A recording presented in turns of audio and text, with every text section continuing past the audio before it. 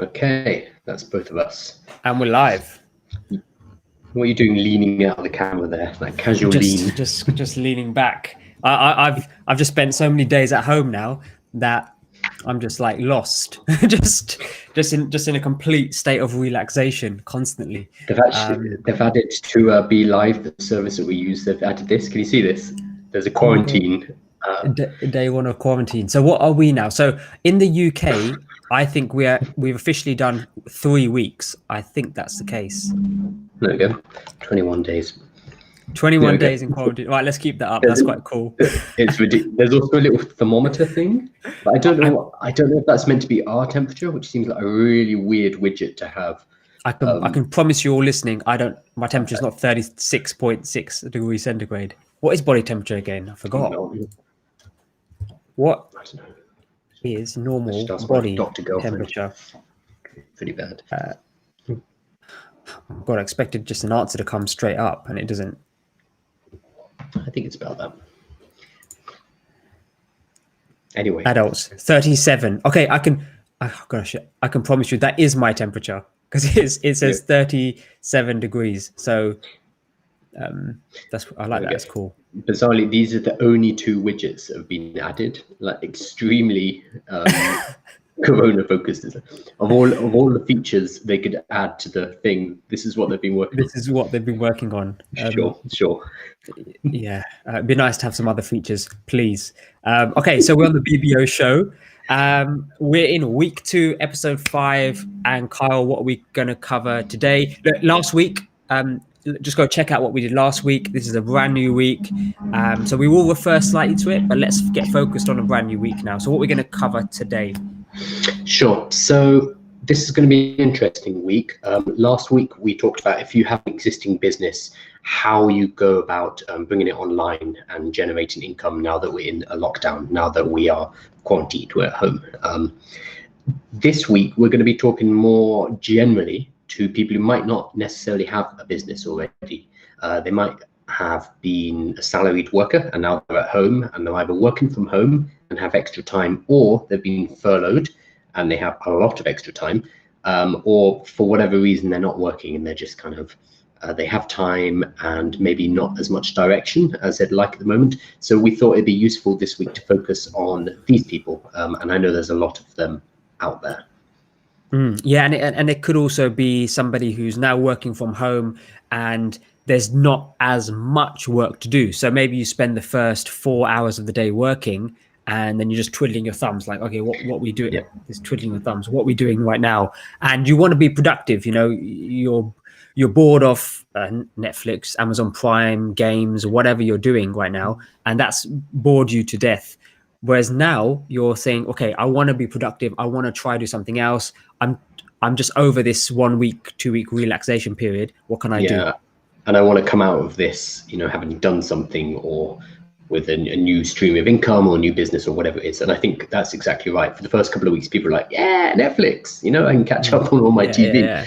And then after a week or two, like, oh, it's so boring. I was the same. I watched Money Heist, 2 seasons of Money Heist, which is epic, one hell of a drama. And you've got to watch it in Spanish with subtitles, though. Don't watch it English dubbed, which is strange. I've seen some people on Instagram watching it English dubbed. That's strange. So the focus now is, so last week we spoke about a few techniques, but now we are saying, right, if you've got time, whatever the reason is that for that case, we want to help you focus on income generation online. But because typically, the scenario would be, look, imagine there was no lockdown, but something happened in the world and or you may lost your job, or you've gone part-time, you would go get a side income. You would go get a side job. It could be a part-time job. It could be working for somebody who's got a business. There's lots of things you can do on the side, but that still requires you to leave your house and do something in a physical manner. You can't get a job in the pub now or in a cafe. That's just gone. Correct. Hospitality, which is probably one of the most common ways to just jump in and out of a job, restaurant, bars. And you may be thinking, look, yeah, but I could be a delivery driver, or I could help out in the NHS and the health system, etc. But the other risk there is the coronavirus going on. So you may not want to subject yourself to that risk. So I think what everybody's doing in that industry is amazing. But somebody who's not been in the industry, they're thinking, right, the safest thing for me to do is actually stay isolated, stay at home. But what can I now do with that additional time completely online? So I think, Carl, you've put together a cracking list of things we're going to focus on this week, which only require you to be online, a Wi-Fi connection, and a laptop. Is that correct? Yep, so I've put together a list of, I think it's about 100 different ideas or 100 different services you can use, places where you can sell your skills, you can sell your time, or you can sell stuff that's in your house to start generating an extra income. Some of them, and the ones we're going to be discussing tomorrow, require no special skills at all. Anyone can do them as long as you've got a computer and the internet.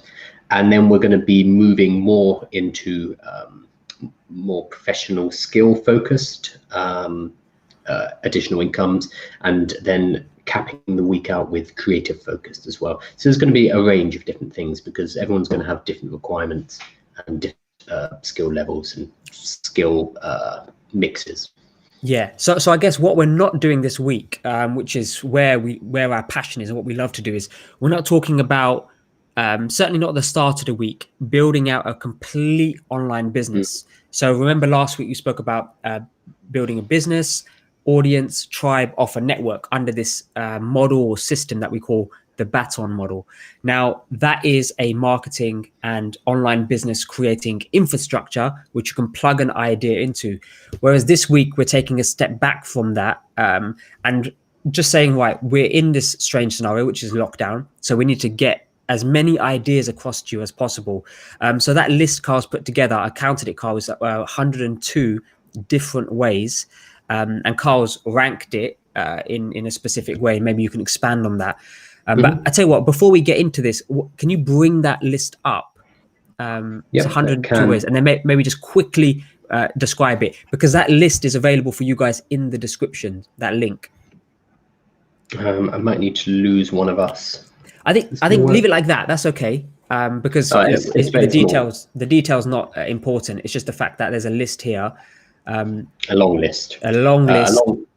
Let me expand it a bit. So what I've done is you've got on the left is the name of the service or the name of the place where you can generate income. Then I've categorized them by different types. I've categorized them by different locations. Some are UK only, some are US only. But the vast majority can be done anywhere. It doesn't matter where you are. And then I've got the kind of pay rate, how much they pay, because some of these things are, like $1 for completing a survey, for example, whereas other ones are like recording an audiobook is one of the things I have on here, which would pay thousands of pounds or thousands of dollars. So we have different pricing structures. And then I've also categorize them by how much time and effort and skill is required to get into them.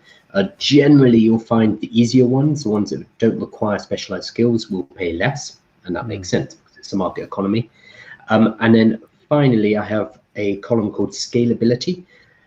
This is related to what Harms was just talking about. This week, we're not talking about building a complete business of your own. We're talking about just ways to generate an income, ways to get cash in the door now. So some of the things, actually quite a few of these on the list, if you started doing them today, you'd make your first pound or dollar today. They pay immediately. Whereas if you are setting up a business from scratch, that's very unlikely to happen. I mean, it could happen, but it's very unlikely. But it's a business then, then you're looking at a business lead-in time, the preparation, the creation, the audience collection, and everything we spoke about in the baton model last week within your industry and infrastructure. Yeah, so there's going to be a balance. We've got some things which are you can do right now, you'll be paid by the end of the day. Fantastic. They are not going to be scalable generally, though. They're not like building a business. So we have one and done, which is you do it now, you get paid. We have the next level up, which I call time constrained, which is basically for each hour you put in, you'll get paid for that hour. But it's not really a scalable business model. Businesses, ideally, you want to be paid without you having to put your time in. But that's a discussion for another day. And then it kind of steps up from there, so you can build up your own brand and your own profile online. That's the next level up. And then from there, potential businesses. So activities you can start now this week, which can then turn into a business moving forward. And then the final level are activities which could become an entirely passive income. Obviously, they're going to require a bit more time, a bit more effort, but then you could be generating money from this or income from this for years to come without additional effort. So they're all broken down into different categories, and we're going to be spending this week basically reviewing, surveying all of these different options for you to generate cash online now, starting with these really easy ones, which you can do now. You can get paid by PayPal by the end of the day, and then moving slowly into more complex, more time-consuming, more skill-based activities, which could become the foundation of the business. So there's something for everyone as well. Fantastic. Yeah. And that is available for you to view in the description below.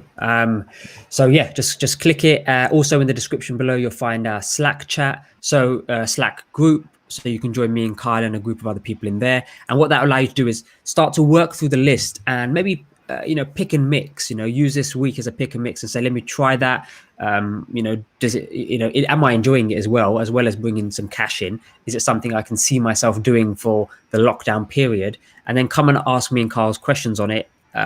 What's the pros and cons between these two items?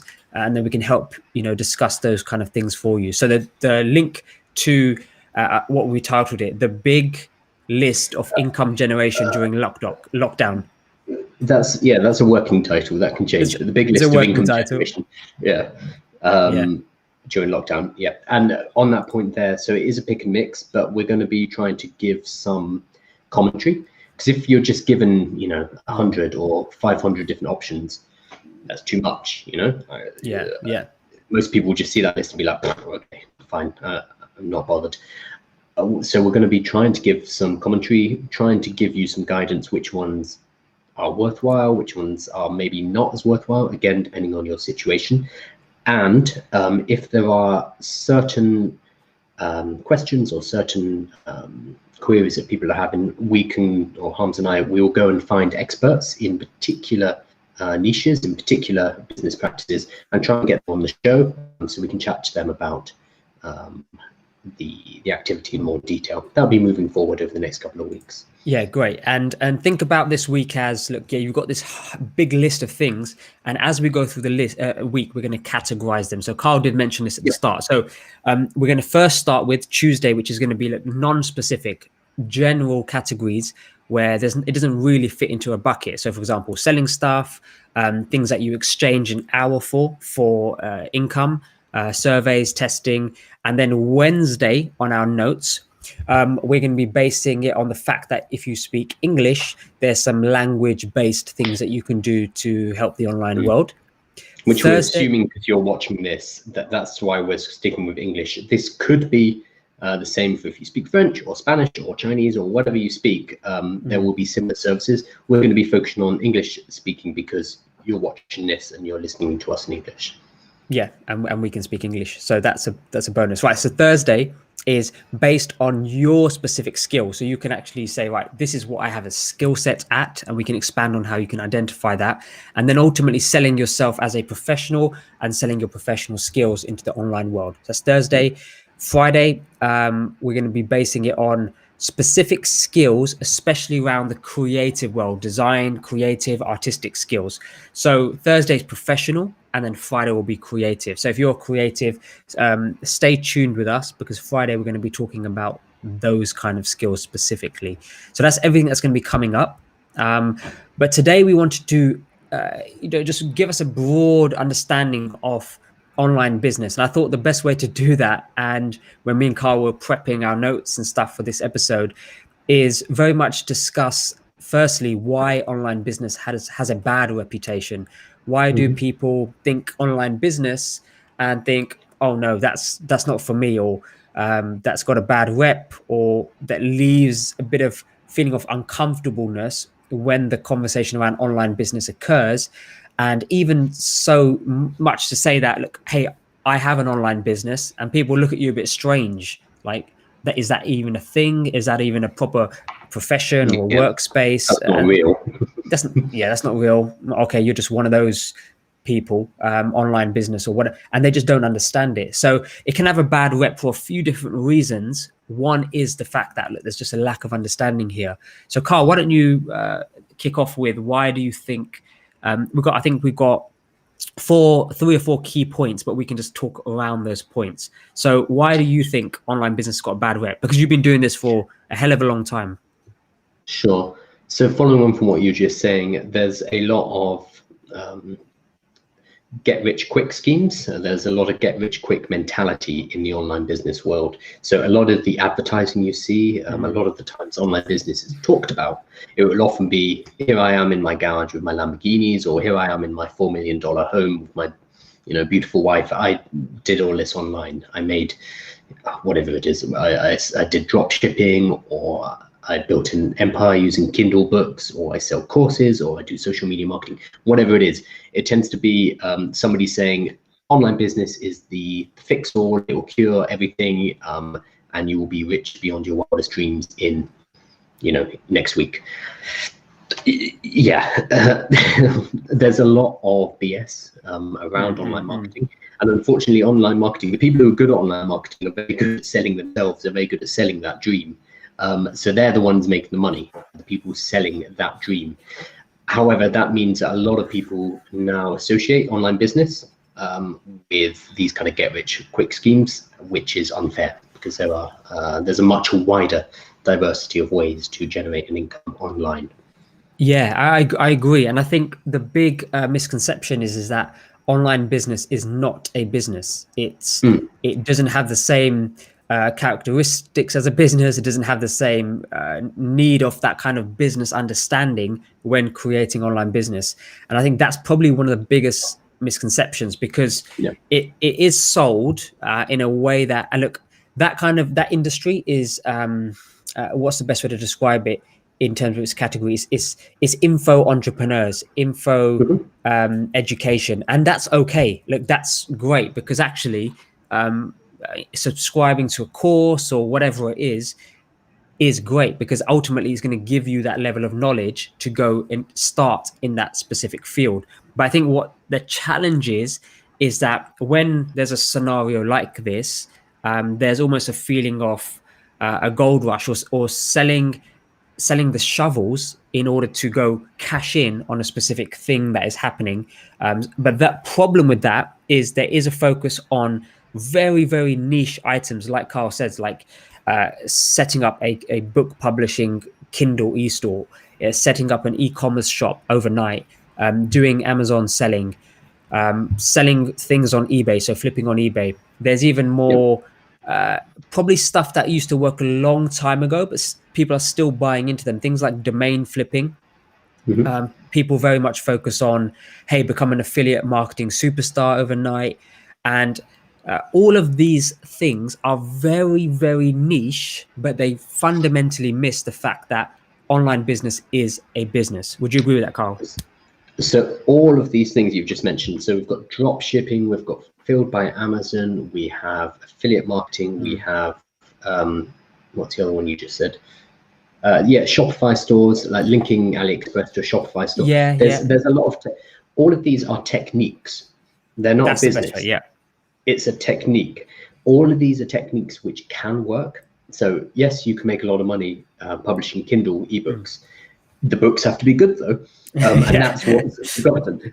Yes, you can make money drop shipping. So drop shipping is, I set up an online store, I sell products through the online store, and it goes straight from the manufacturer straight to the customer. So I don't even see the item. That's what drop shipping is. So you don't need a distribution mechanism. The distribution is handled for you. It's done for you. Drop shipping as an idea, selling something which is then delivered directly from the manufacturer to the customer, that's fine. The problem is that still needs a business underlying it. You need to be sourcing a product that people actually want, that's high quality, and then being able to market that.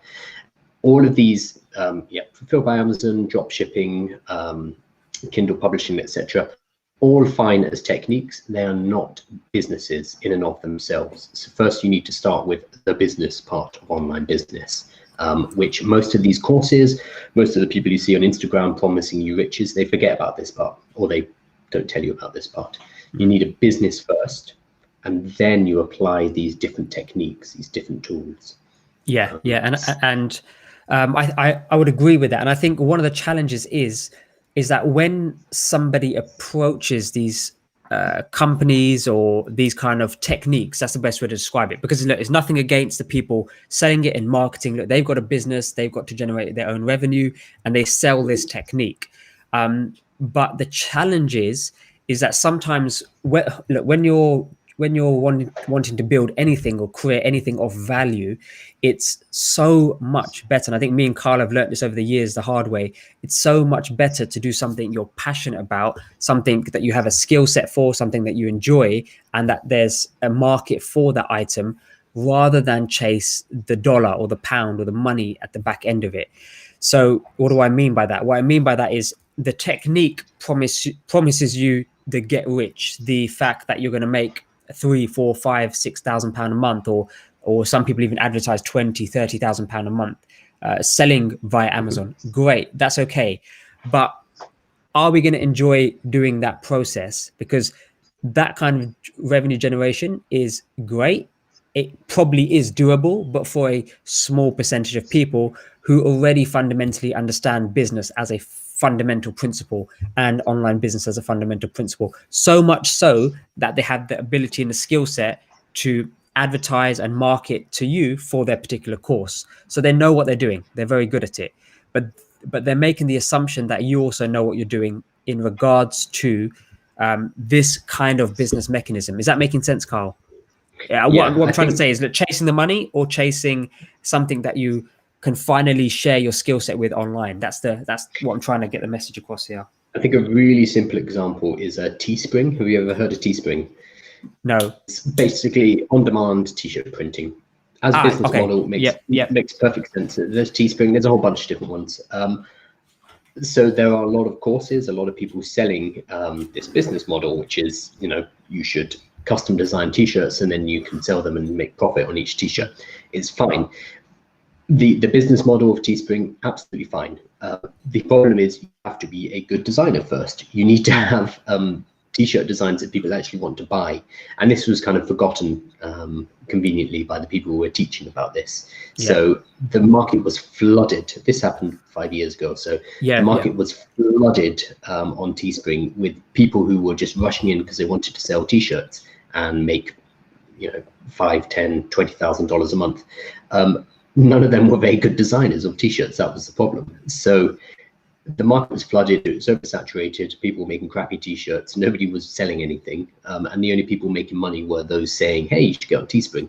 And I'm sure Teespring probably made some money too.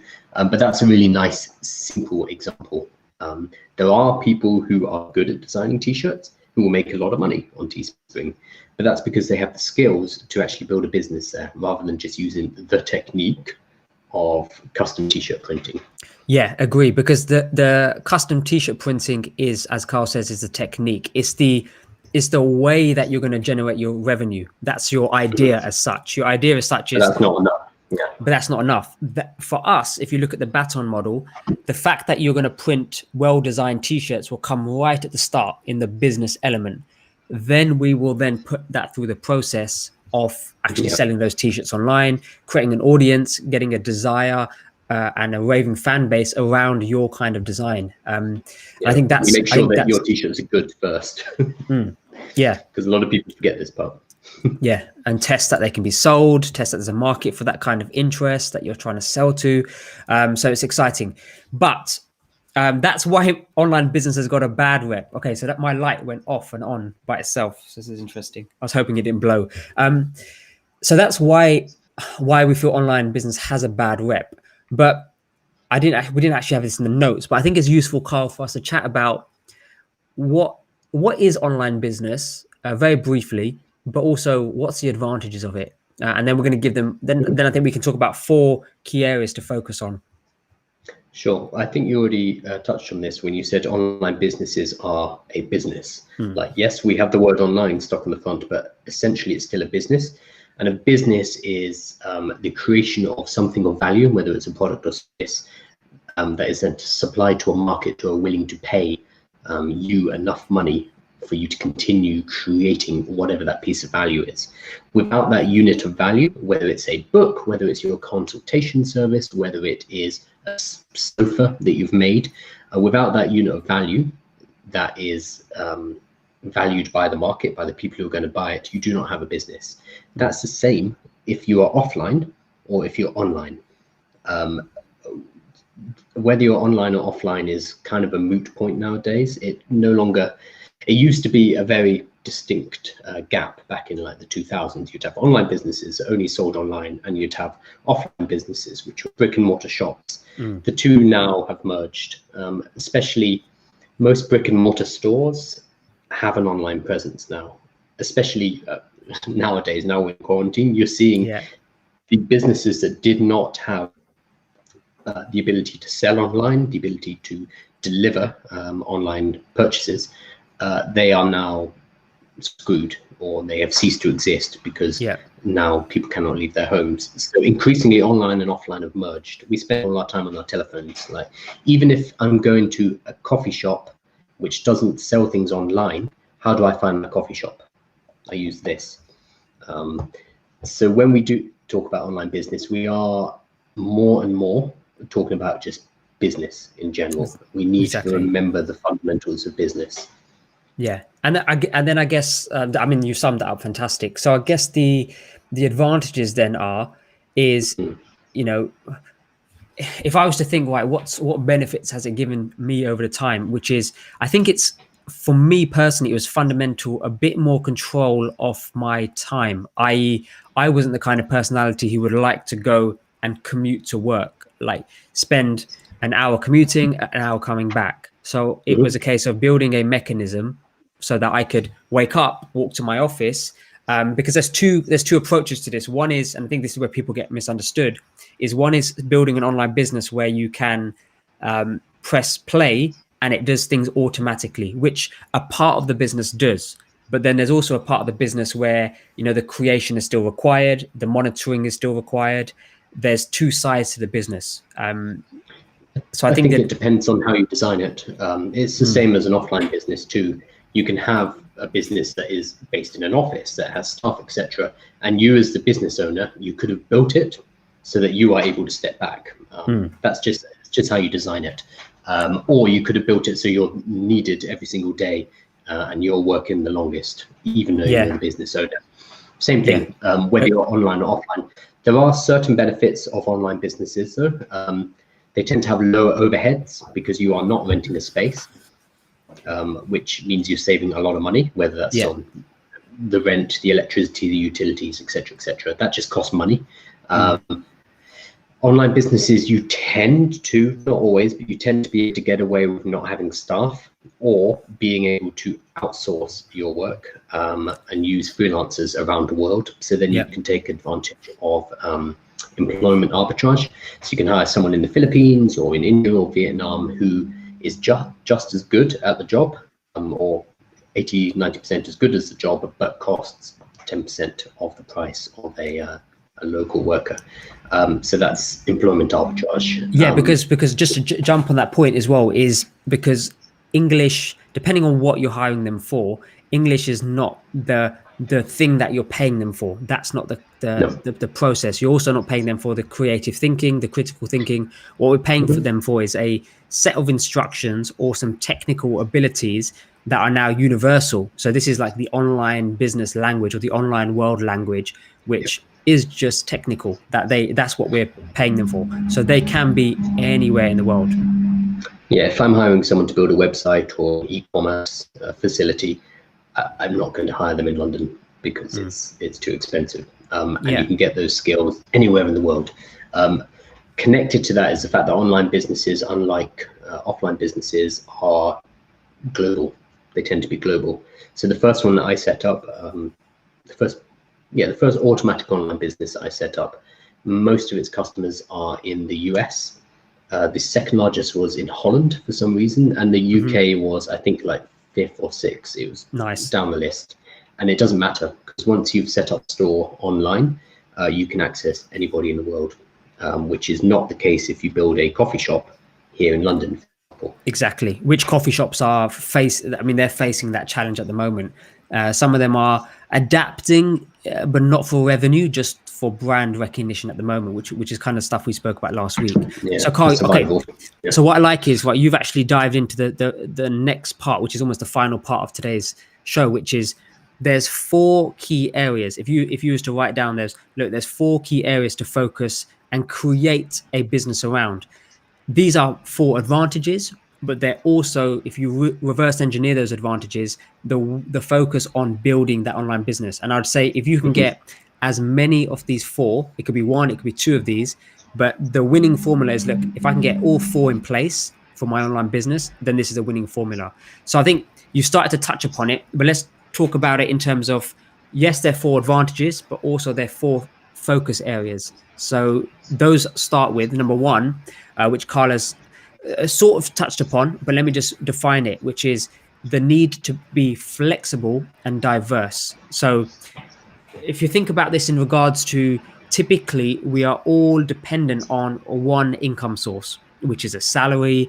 It could be an income source from your own particular business. So think about diversification within your business. Let's assume that your business only sells offline and it is a coffee shop. So what could an online or offline coffee shop do online in order to hedge their income or diversify their income? So that's, I mean, if I was just thinking top of my head, maybe they could be selling directly to customers their coffee beans, their ground coffee beans as a service, which they can sell via their e-shop or their e-commerce store.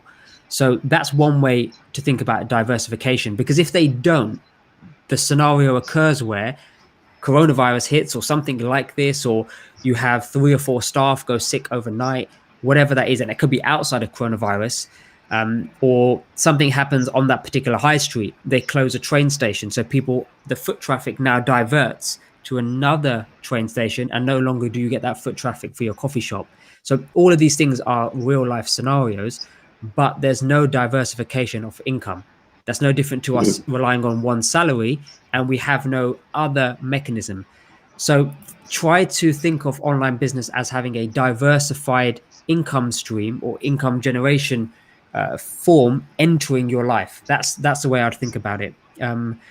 Anything else you want to add for that first point, and then you can dive into the second one? Yeah, so that's mainly for existing businesses. If they have a stream of income, online allows you to add another stream of income, which can be related to your core business, but it's coming from online. So therefore, as Harm says, if something goes wrong with the offline for whatever reason, you have this continuing stream of revenue.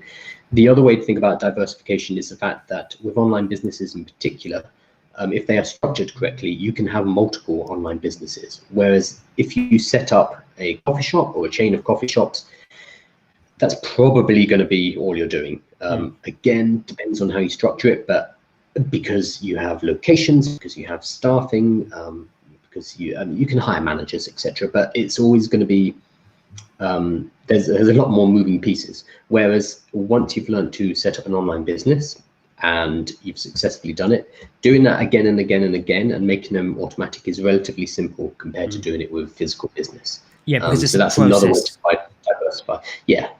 So I just mentioned this one. So it teaches people how to read and write Chinese. I've made some courses about this.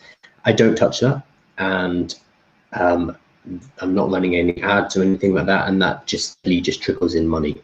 Not much, because I'm not really pushing it at the moment, but I'm going to guess £700 to £1,000 a month or so, based on something that I built maybe 5 years ago, and I do not touch.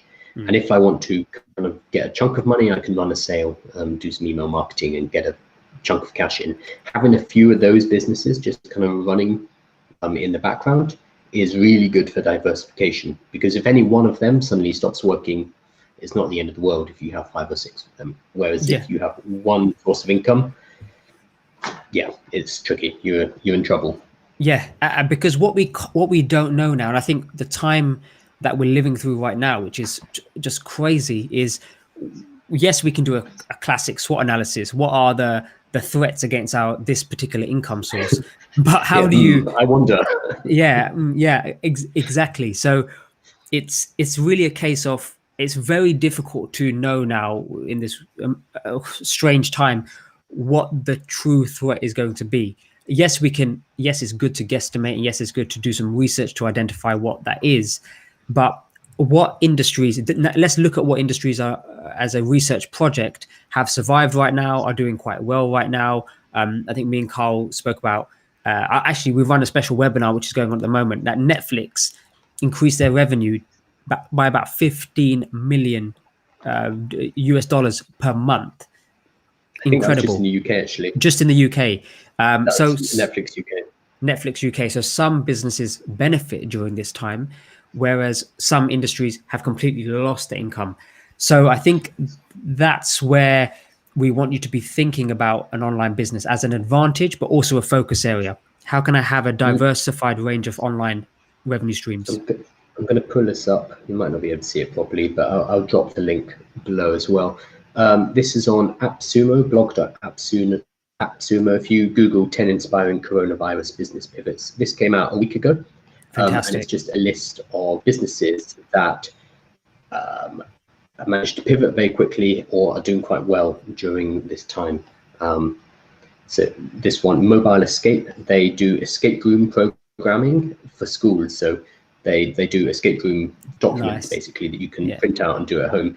So they're doing really well all of a sudden because people are stuck at home, and these guys have started, they've gone from just doing schools, going wider to selling them. Keep Your City Smiling is boxes to help local businesses, etc. Masks. There's a whole list of things here which are doing really well. Oh yeah, I love this one. This is an 84-year-old Italian grandma. Lots of people, I mean, it's quite dark, but lots of people were worried about in Italy because the mortality rate was so high. There were all these nonnas, all these grandmas who might be passing away without passing on their pasta recipes. Oh wow! And this became a real concern. And there was one of this. This is Narina. Yeah, Narina and her granddaughter Chiara are doing like pasta making classes online to make sure that Narina's like pasta dishes are being passed down and stuff like that. So there's some very interesting things going on like this. So this is a list, and more there are these hopeful stories coming out of the current situation as well. Yeah, and no doubt there'll be some completely new ideas, or businesses that weren't necessarily timed for a time like this, because a lot of business success is down to the timing element of it. When is it launched? Is it launched into a market that is ready for it? Take virtual reality, for example. Timed maybe not quite right at the moment. Whereas there'll be VR, if you look at VR now, if there was a lead-in time for what's happening right now, VR probably is really well placed as a product for what's happening right now. I guess it just wasn't an adoption period that was happening. So new ideas are also formed. So that's number one. Number one is the need to focus on flexibility and diversification. And that's a great example, a blog of 10 ideas you can get started with straight away, just to start to understand how other businesses are operating and good case studies. So that's number one. Number two, Carl, what's number two on the list? Sure, this is probably the main benefit of an online business compared to an offline business. We talked about how they're very similar, but the main thing with an online business is that your overheads, your costs of running the business on a day-to-day basis are very low. Again, you do not have to rent a building. You do not necessarily have to have staff. Your main kind of upfront cost is going to be a laptop and your internet connection. And then from there, like hosting a website, we're talking about, I don't know, 50 quid a year or something like that. We're talking about very low costs compared to having a physical location. And this gives us a massive amount of flexibility, which is what we just talked about. If I'm paying £2,000 a month to rent a location, I need to be making at least £2,000 a month to be covering that straight out the door. If I'm not making £2,000 in revenue, I cannot cover my rent, and my business is going to be at a loss very quickly. With an online business, you don't have those overhead issues. So even if your sales get completely trounced because of whatever's going on, you're not hemorrhaging money, you're not losing money because you're not renting a space, and you're not spending a lot of money just keeping the doors open, keeping the doors open. Yeah, so it becomes a thing of who can survive the longest, and an online business will out survive a company who's got to pay rent, staff, bills, certain taxes, um, certain rates depending on where they're based in the world. So that is a challenge. Warehouse, storage costs, all of these things add up, and for a small to medium sized business, this can be serious money. There's people renting office spaces who may not even get a discount, and these office spaces will cost 5, 10, 15, 20,000 pound a month depending on what the location is. So it's hard for us, even online business owners, to think if we was brought up in the world of online business, it can sometimes be absurd to us that somebody's paying 20, 30,000 pound a month for an online office space, or sorry, an offline office space. I think it's crazy, considering you can have maybe different results, but you can certainly have a business that can survive for a long, long time. Because all we have to cut, say for example, Kyle, we looked at our online business, we may just have to cut, if we lost all of our income, some subscription services. Right? Let's cut some subscription services. Maybe some expensive ones that cost 200, 300 pound a month. Maybe trim down on advertising costs, but again, that's a choice that we spend money on. I mean, we would just cut them and then restart them in a few months' time. Whereas if you are locked into a lease, if you've got a 2-year, 3-year commercial lease, that's not going to be possible. We would just go on a website, click a few buttons, and we've cancelled that subscription. We would rejoin in a few months' time. And most online services are like that. So for online businesses in general, the overheads are much, much, much lower. Yeah, there's no difficult conversations with another human being explaining why you can't pay your rent, why you can't pay certain staff members, all of that stuff that goes into a business. Now, we're not saying we're just talking really very much around the advantage of online business plus the focus on what it should be. So if you've got an online business and number one, it's diverse, it's flexible, and now number two, you've got low overheads.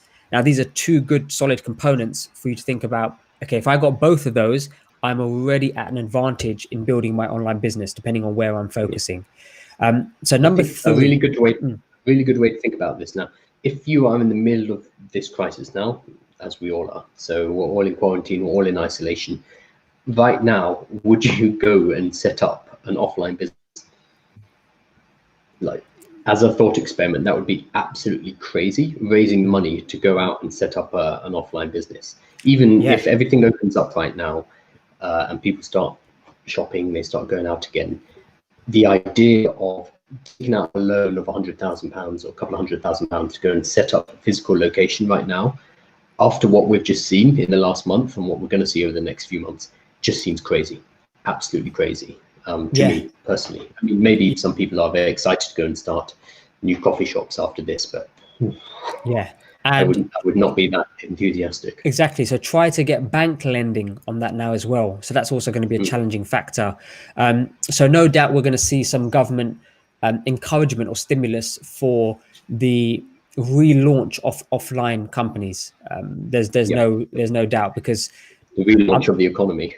Relaunch of the economy, and offline is a large part of that. So if you look at some industries, that we have no choice, but we're not talking about all industries here. We're talking about yourself and adding another income stream to your life. So that's really the focus here. Right now, online makes a lot of sense.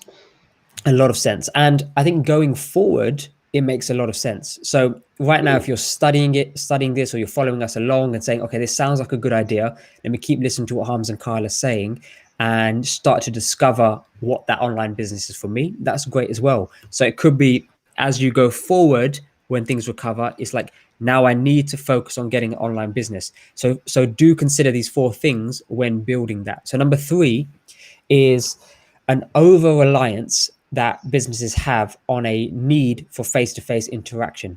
And we're seeing that if you look at last week's examples, yoga classes, coaches, educators, personal trainers, the entire business model is built on a face-to-face interaction. That's where the over-reliance comes in.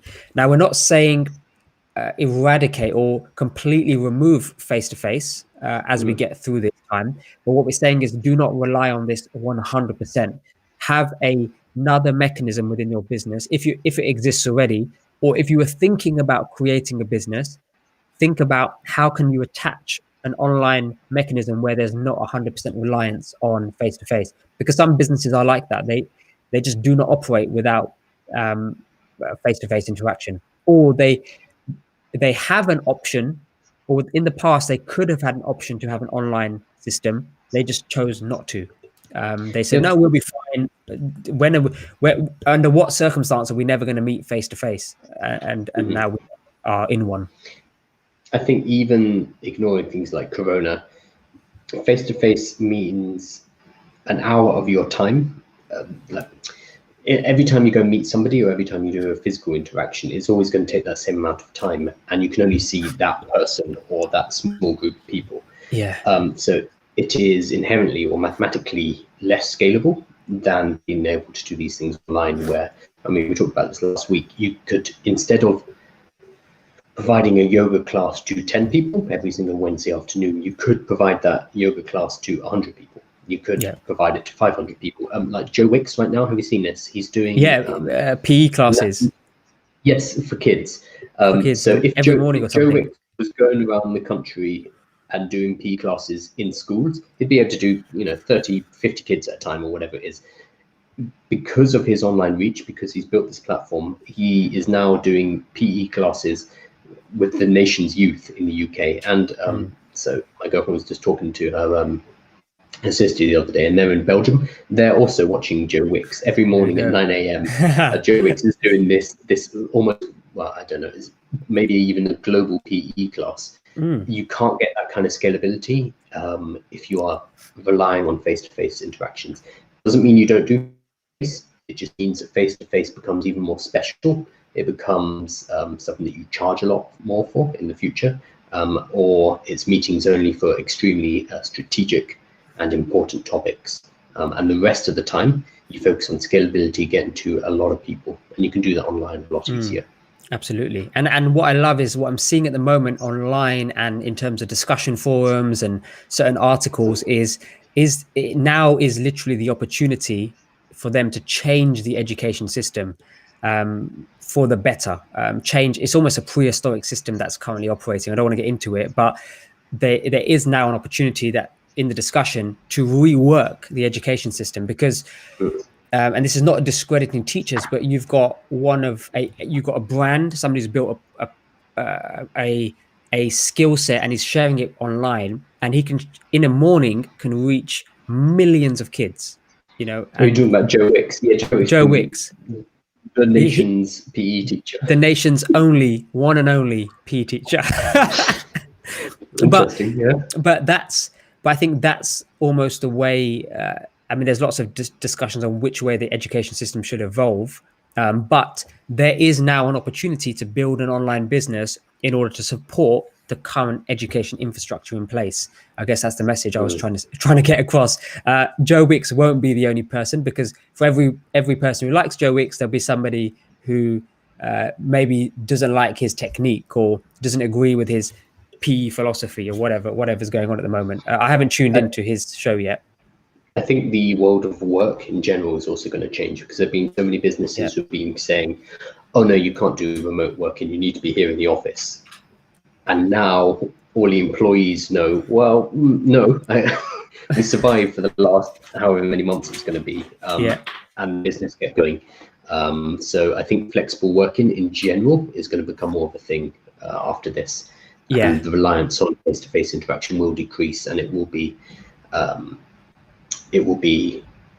face-to-face will still happen, but only for the most important things. Agree. And that's an exciting thing, because think about how much time is getting saved for everybody. It's an incredible amount of time. Think about meetings as well. Okay, now the final thing. So we discussed 3 things so far, which are essentially advantages of an online business, but also 3 things that you should integrate or allow to be the base of your online business in order for it to be a winning formula. So Carl, you can lead us with the last one. Sure. So the last one is, I would say this is more unique to online than offline. Online, we tend to use our personal brand. We tend to be more human than if we are focusing purely offline. So offline, you will call a company. You won't necessarily know who you are talking to in the company. Whereas online, because of the tools we have at our disposal now, video, social media, the ways we reach out to people online, it tends to be more person to person.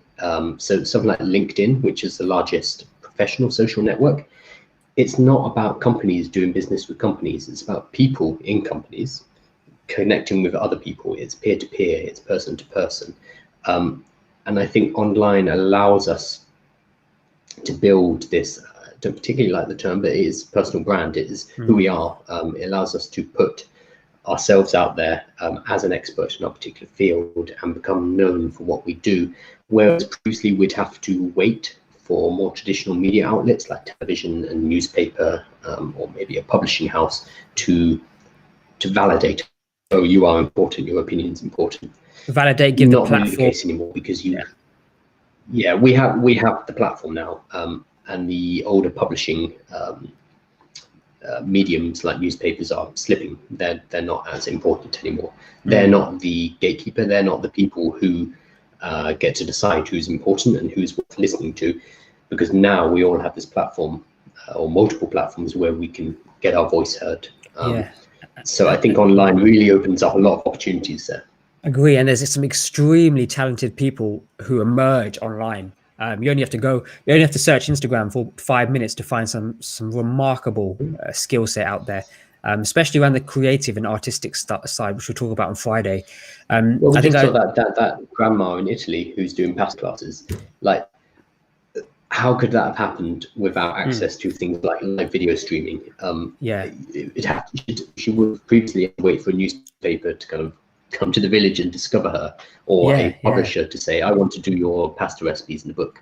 We now have the platforms, self-publishing platforms, to do this ourselves, which is extremely empowering if you're willing to grasp them and to build something with them. Yeah, I totally agree. And I think I recently saw, which is a really polarizing newspaper, the Sun paper, the chief editor has come out and put on social media, can you please support the paper? It costs less than buying a coffee, cut 50 pence or whatever. So he put that on social media, did he?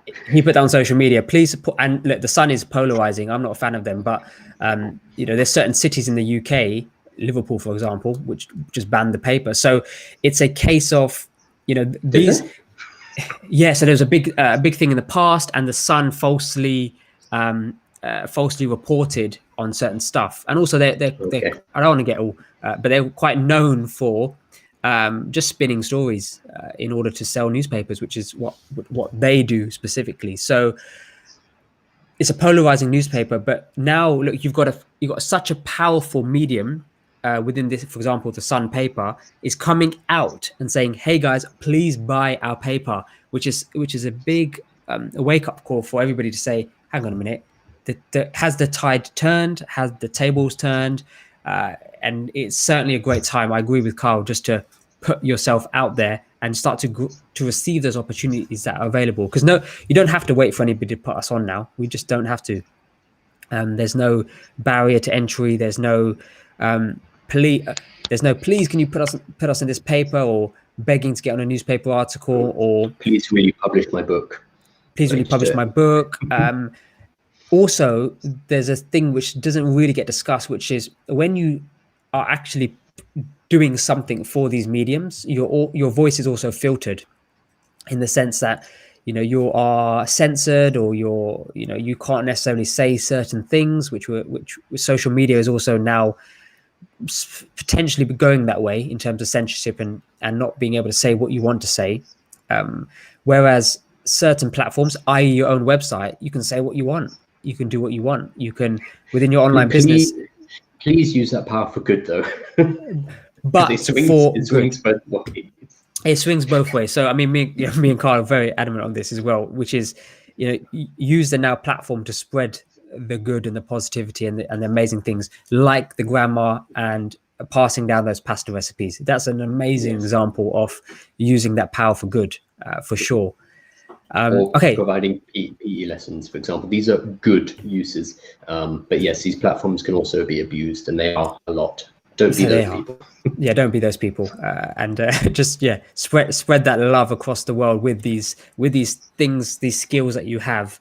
And I think that's where our discussion is. Do you have a skill or a service that the online world needs? If yes, now's a great time to share it. I think that's where I was going with that. Please don't be doing the crazy stuff online. Okay, so and then looping that back to what we're going to be talking over this week.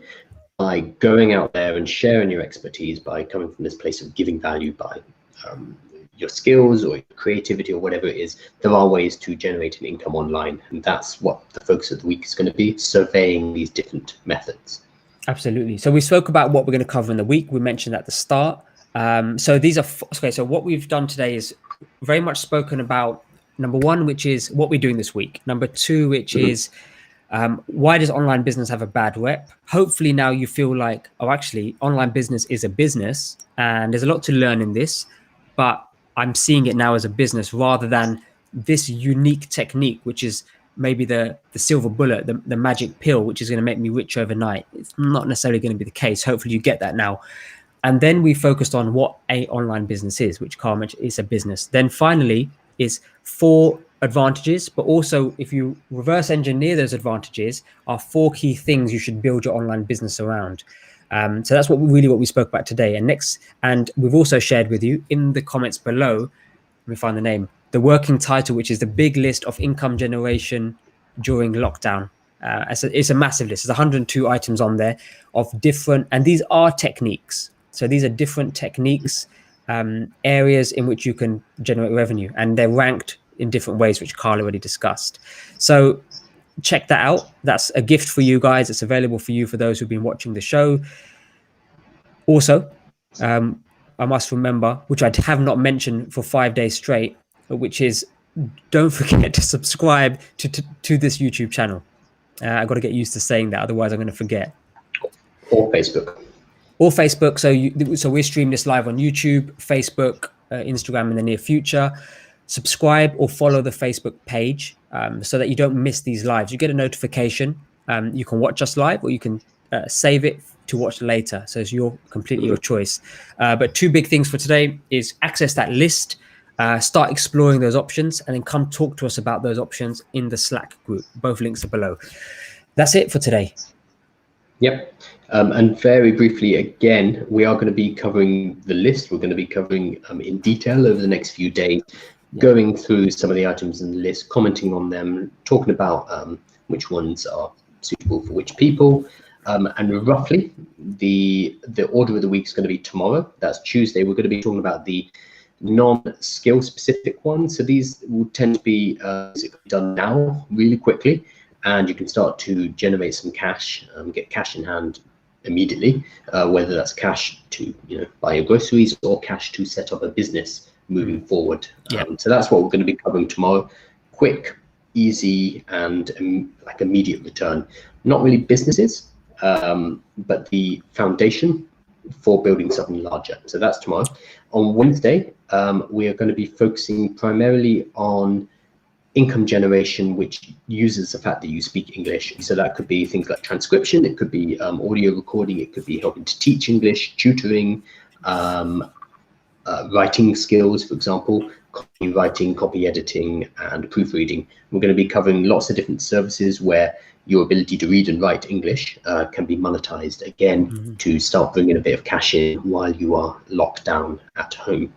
On Thursday, we're going to be delving more into professional skills that you can sell online. So whether you are a business consultant, whether you are an accountant, whether you are a whiz at data entry, or you're a coder, whatever it is, we're going to be looking at places where you can sell those services, where you can start to generate income from skills that you already have, skills that maybe you've been using at work, but now you're going to be using them to directly make cash online. And then the week is going to wrap up on Friday by taking the other side of the coin. So we have the professional stuff, and then we're going to look at creative as well. So we didn't want to leave either of these groups out. On the creative side, we're going to be talking about art, craft, graphic design, music, illustration, all different ways you can use your creative talents in order to start to generate cash online as well. So we wanted to balance out the professional, creative, and make sure we catch everybody. And that's going to be the outline of the week. And I think by Friday, somebody that we've paid for their creative work online, who's creating a logo for us, it may be ready by Friday. I don't know. Oh yeah, maybe. Yeah. There we go. So we'll have a logo on Friday. We may reveal it on that day to show you as an example. Somebody's made some money. We'll let you know how much we paid for it as well, just so you know what's potential, what potential is out there as well. Sure, because we would be potential clients for that kind of thing. So we'll talk about how we found somebody who has those skills, paid that person, and received goods from them. We'll talk about it from our side, and we'll be doing this throughout the week as well. Awesome. Okay, so remember, subscribe to YouTube or Facebook channel, join us in the Slack link, and also check out this humongous 102, maybe growing, big list of income generation things during lockdown. So start exploring that. It'd be a lot more than 102 today. So nice. We'll keep doing it. Awesome. Cool. Right. So we'll see you guys tomorrow. That's us. Thanks, guys.